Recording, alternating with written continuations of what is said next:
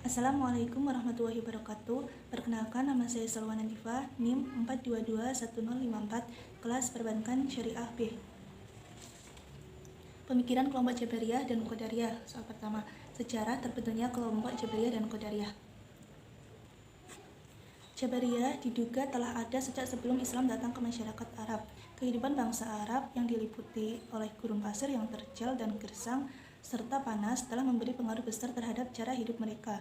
Dalam dunia seperti ini, mereka tidak banyak melihat untuk mengubah keadaan sekeliling mereka sesuai dengan keinginan mereka sendiri.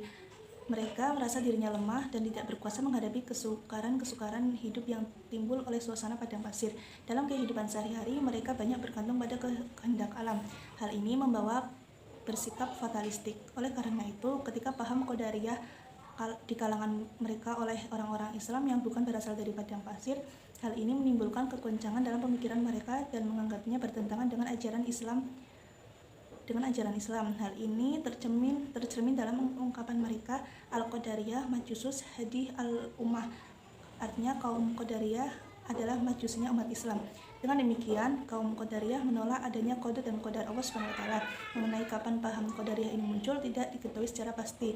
Namun ada sebagian pendapat yang menghubungkan paham ini dengan Khawarij. Pemahaman mereka tentang konsep iman, pengukuhan hati, dapat menimbulkan rasa kesadaran bahwa manusia mampu sepenuhnya memilih dan menentukan tindakannya sendiri baik dan buruknya. Jadi konsep dasarnya qada telah meletakkan manusia pada posisi merdeka dalam menentukan tingkah laku dan kehendaknya. Soal kedua, persoalan yang ada di lingkungan kelompok Jabariyah dan Qadariyah serta argumen yang melibatkan ayat dan hadis Nabi sebagai kekuatan dalam berpikirnya.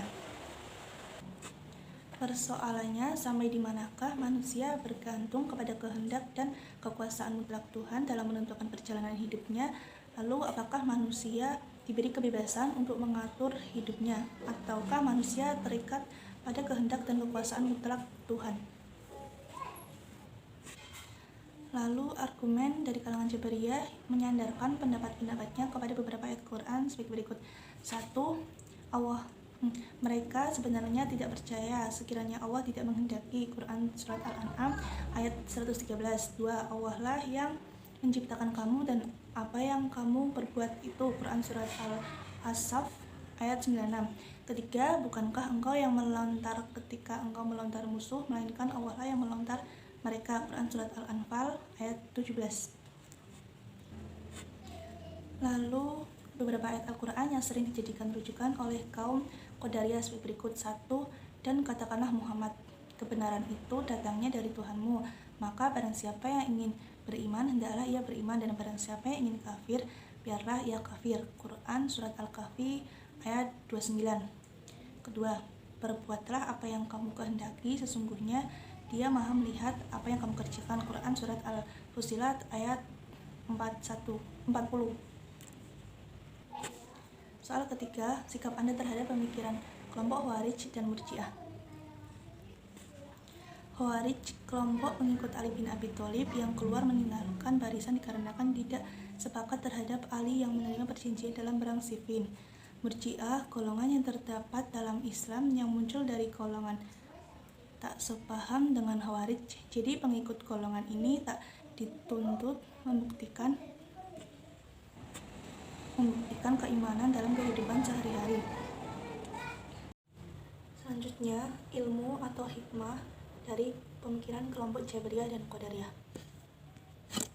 Jabariyah mengajarkan paham bahwa manusia mengajarkan perbuatannya dalam keadaan terpaksa.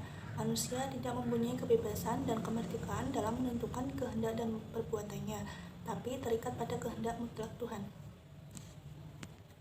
Lalu Qadariyah mengajarkan paham bahwa manusia berkuasa untuk melakukan perbuatan tersebut atau kehendak dan kekuasaannya sendiri, dan juga manusia sendiri pula yang melakukan atau menjadi perbuatan jahat atas kemampuan dan dayanya sendiri.